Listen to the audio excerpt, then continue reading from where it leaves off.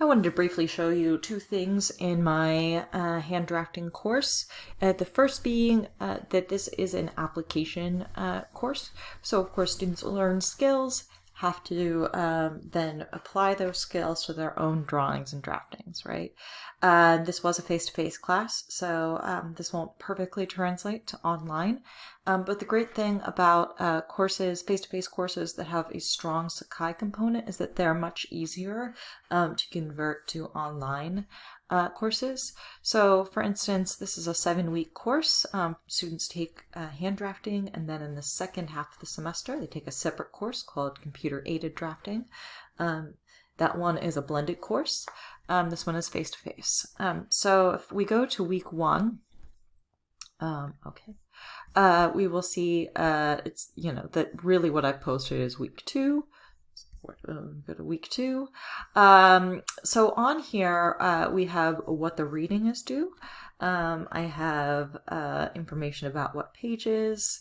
I always keep the book and course reserved, not that that's super helpful as an online course.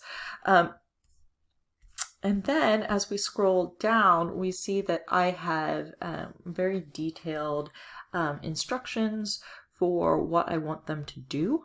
And I give the project example. So there's an image of the paper project that I handed out they all had to do, as well as a rubric. Of course, this kind of rubric is really useful because I can just check boxes and give numbers.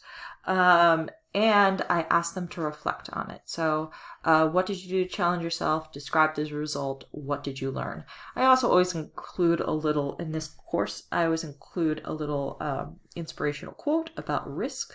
If you're going to learn and grow, you have to be willing to take chances and make some mistakes. So that frames their description of how they challenge themselves in this course. Then they can get an overall score. All the projects are 50 points. So I wanted to then show you how this works into Gradebook. So each one of these assignments is assigned points out of 50.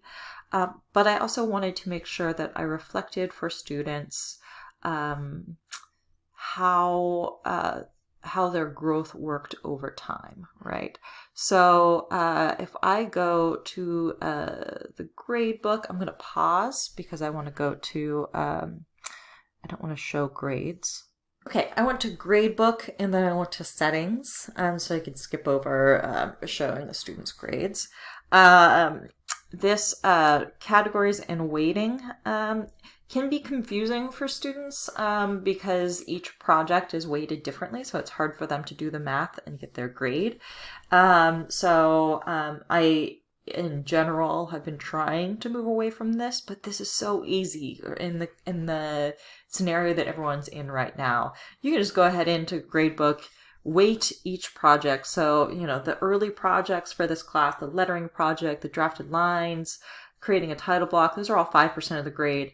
And then as the projects get harder, I assign more of the percentage of the grade to it, right? So orthographic drafting project where they have to actually draft an object is worth 20% of the grade. The ground plan and the section are each worth 20% of the grade. Quizzes are worth 10% of the grade.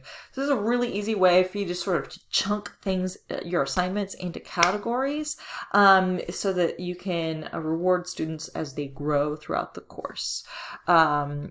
What's great about that, right, is that you can then put each assignment in a category and you can let Sakai do the math for you.